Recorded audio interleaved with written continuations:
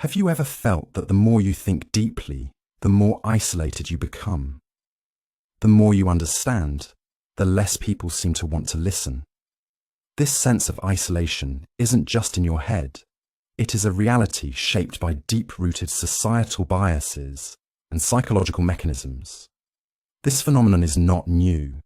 History is filled with examples of philosophers, scientists, and intellectuals who experienced rejection, ridicule, or persecution because of their profound thoughts. From Socrates in ancient Greece to Nietzsche in modern times, and from Galileo to Tesla during the scientific revolution, these individuals had minds that saw beyond the accepted norms of their time. However, instead of being celebrated for their insights, they were ostracized because their ideas challenged the status quo, making others uncomfortable. Their intellectual brilliance wasn't the issue. It was the fact that their ideas forced society to confront its own limitations. Socrates, one of the most influential philosophers in Western thought, is a classic example. Known for encouraging people to question their beliefs and examine their lives, he didn't simply teach philosophy. He instigated a shift in thinking. He encouraged critical thinking, which led him to criticize the established social norms. But this made him a target. His challenge to authority was seen as subversive, and he was charged with corrupting the youth and disrespecting the gods. Rather than escape the trial, Socrates chose to drink hemlock, symbolizing his commitment to truth above all else. His final words, "The unexamined life is not worth living," underscored a central point. Challenging society's foundational beliefs is never easy, and it often leads to alienation. Not only philosophers face this fate, scientists also found themselves rejected. Galileo, who proved that the earth revolves around the sun, disrupted centuries of religious doctrine. The church, which controlled knowledge and wielded power, branded him a heretic. Forced to renounce his findings under threat of torture, Galileo spent the remaining years of his life under house arrest. His work was banned for almost a century. Today, we view him as one of the greatest scientists in history. But during his lifetime, his ideas were seen as a dangerous threat to the existing power structures. Tesla, another deep thinker, faced a similar fate. His groundbreaking ideas in energy transmission, wireless electricity, and free energy could have revolutionized the world.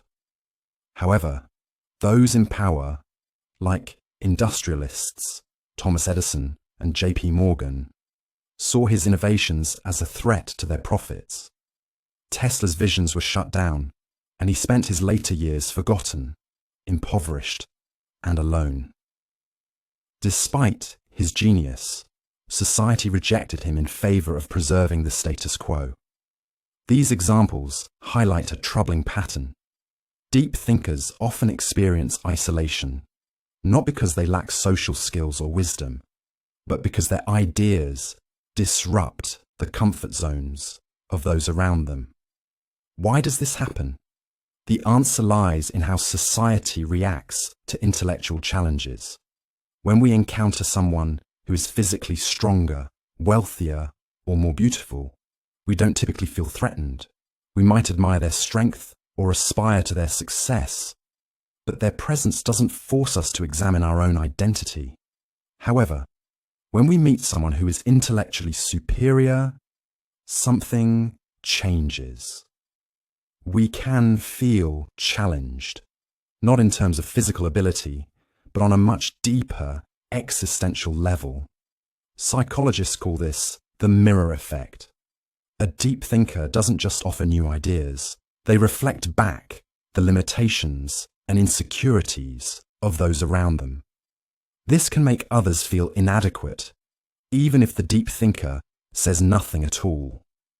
The mere presence of someone who thinks more deeply can make others uncomfortable, which is why deep thinkers are often seen as a threat, even if their intentions are not to challenge anyone. Instead, their very presence forces others to confront their own limitations, which is an uncomfortable and often unwelcome experience. This phenomenon isn't just a product of the modern age, it's embedded in human psychology.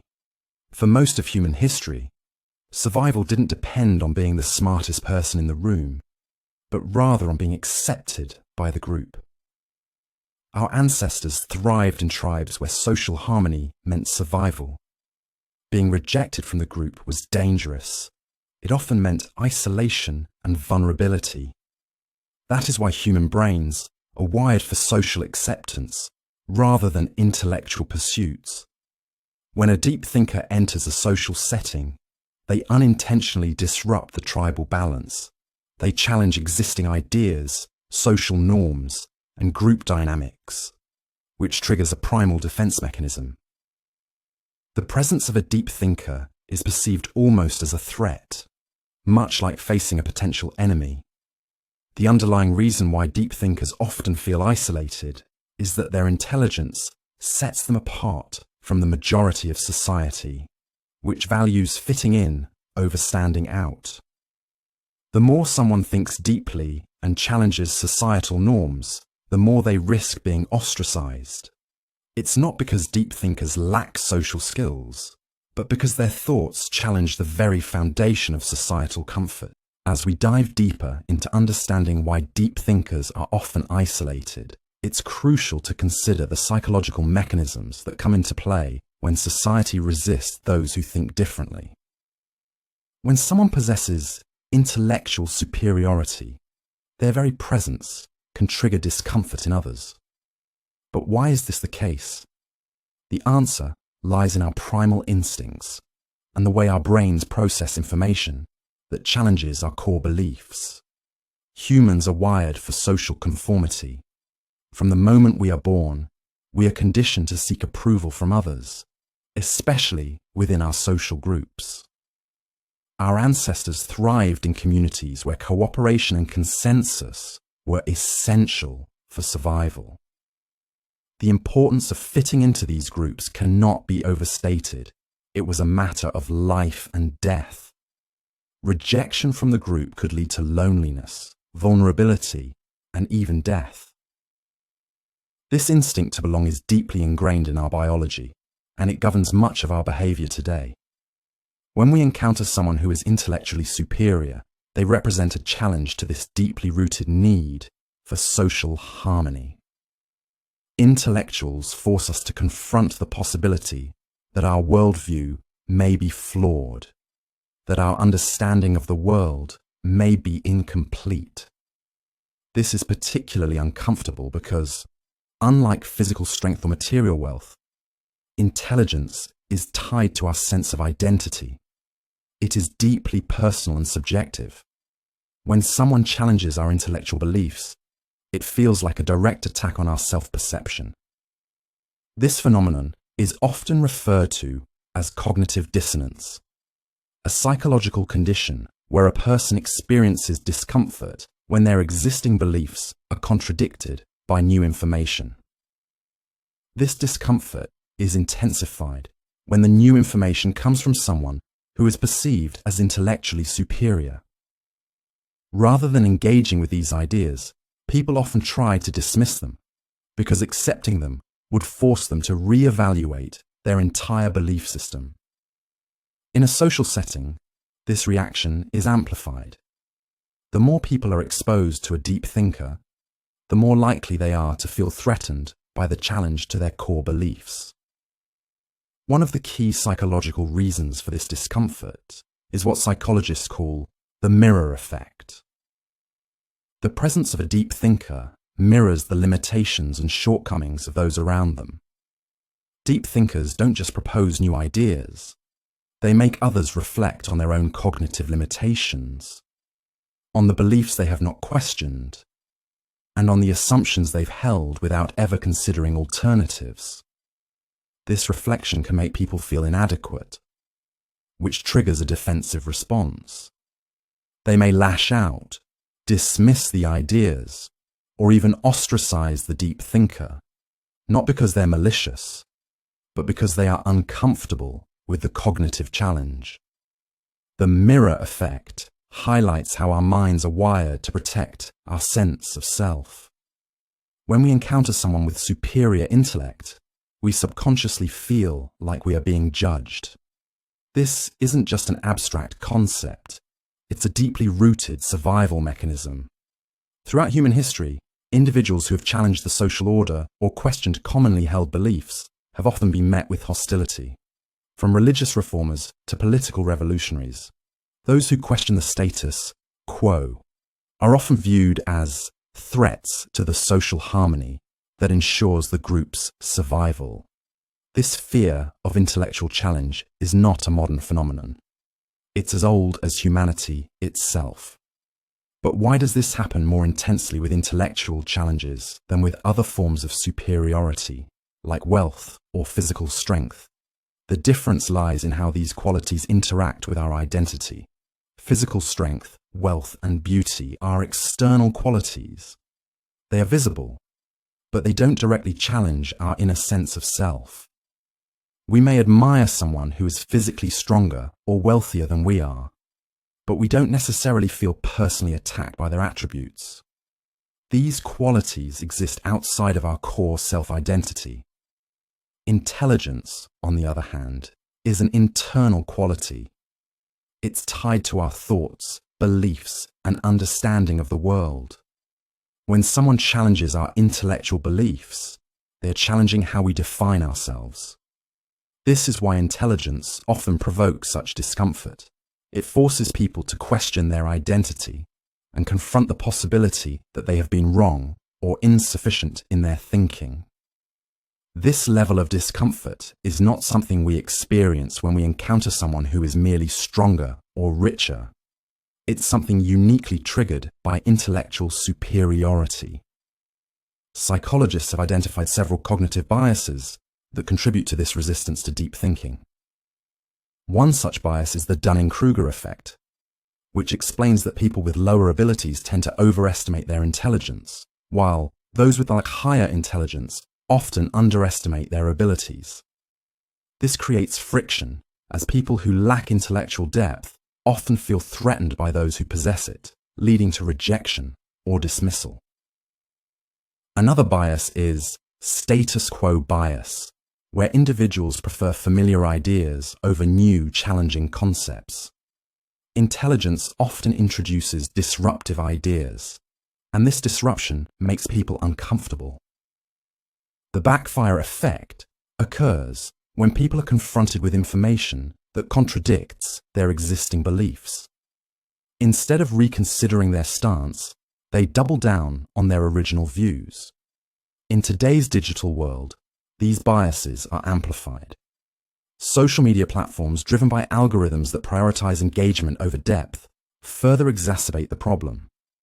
Controversial, emotionally charged content spreads faster than thoughtful, nuanced discussions. Simple sound bites and viral content dominate social media feeds, while intellectual discourse struggles to gain traction. This creates a culture that favors superficiality over intellectual depth, making it even harder for deep thinkers to be heard. The very mechanisms designed to facilitate communication in the digital age are increasingly hindering the spread of meaningful ideas. Intellectual resistance, while rooted in psychological mechanisms, also manifests in social structures. Deep thinkers are often marginalized not just because of individual discomfort, but because society as a whole is resistant to change. For most people, comfort and stability take precedence over intellectual depth. The resistance to deep thinkers is not just a rejection of ideas, but a rejection of the disruption these ideas cause to the existing social order. Think about how society values comfort over truth. We live in a world where predictability is preferred over the unpredictability of intellectual exploration. Whether it's in politics, entertainment, or even in our daily interactions, people often gravitate toward easy answers. Motivational speakers, politicians, and influencers who tell people what they want to hear tend to gain more traction than those who challenge the status quo or demand critical thinking. These superficial ideas are easy to digest, and they bring a sense of comfort, even if they don't offer any real solutions or truth. This paradox becomes especially clear in the digital age. Social media platforms, which are supposed to democratize information, often amplify superficial content. Algorithms prioritize engagement, which means emotionally charged or controversial content gets more visibility. A thought-provoking, nuanced discussion struggles to gain traction, while viral soundbites or clickbait headlines spread like wildfire. This is a direct consequence of society's preference for simplicity over complexity. It's easier to like, share, or comment on something that validates your existing beliefs than it is to engage with content that challenges you to think critically. Deep thinkers, with their nuanced views and complex insights, find themselves at odds with this environment. Their ideas are often too complex or too challenging to fit within the quick, digestible format that dominates modern media. In this way, the digital age has exacerbated the rejection of deep thinkers, as algorithms favor content that generates quick emotional reactions over content that encourages careful reflection and thought. But the problem isn't just with social media. Institutions like education and the corporate world also play a role in suppressing intellectual depth. The education system, despite claiming to value intelligence, often rewards obedience and rote memorization over independent thought. Students who excel in regurgitating information are praised, while those who challenge authority or question the curriculum are often labeled as troublemakers. In the workplace, innovation is not always celebrated. Instead, those who can maintain the status quo or fit into the existing corporate culture tend to rise through the ranks. The corporate world values conformity, not creativity. This widespread social resistance to intellectual depth makes it incredibly difficult for deep thinkers to gain acceptance, let alone recognition, for their ideas. Society doesn't reward thinkers who challenge the established order until those ideas are accepted by the majority. History is full of examples of thinkers who were ostracized during their lifetimes but later celebrated for their contributions. Galileo was imprisoned for his discoveries, but today we revere him as one of the greatest scientists in history. Van Gogh died in poverty, but his paintings are now worth millions. Tesla died in obscurity, but his innovations have shaped the modern world. It's clear that society resists deep thinkers not because their ideas are wrong, but because those ideas are perceived as a threat to the existing power structures. The status quo bias, a natural tendency to prefer things as they are, leads people to reject intellectual challenges, even when those challenges are rooted in truth. Deep thinkers are rejected not because they are wrong, but because they are right too soon. Despite the resistance they face, deep thinkers need not feel hopeless or abandoned. While society may reject them in the present, history shows that the most brilliant minds often find their true recognition only after they have passed. In the face of such adversity, deep thinkers can still thrive, but they must learn to navigate the challenges that come with being ahead of their time. The first step is to embrace solitude. Schopenhauer, the philosopher who saw intelligence as a curse, believed that deep thinkers should not see solitude as a punishment, but as a privilege. Solitude allows them the space to explore their thoughts freely, without the pressure of societal expectations. It is in solitude that true intellectual and creative pursuits can take root. Rather than seeking validation from society, deep thinkers should focus on their intellectual growth and create their own path. In many ways, solitude offers the freedom to think deeply and independently, without being constrained by the norms and expectations of others. Schopenhauer also suggested that deep thinkers should seek out like-minded individuals who appreciate and understand their ideas. This doesn't mean isolating oneself from society entirely, but rather finding a community of individuals who share similar intellectual passions.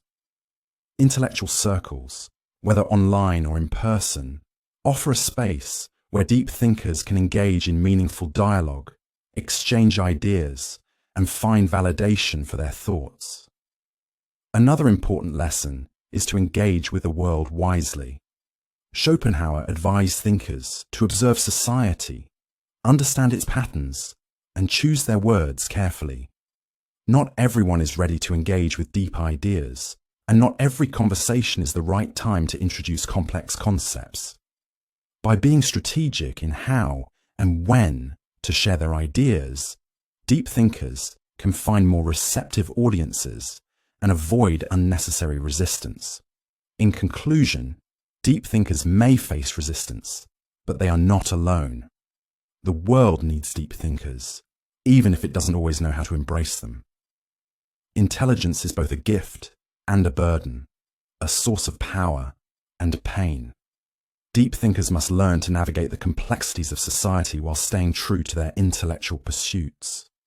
By embracing solitude, seeking out like-minded individuals, and engaging strategically, they can continue to push humanity forward, even if the world doesn't always understand them.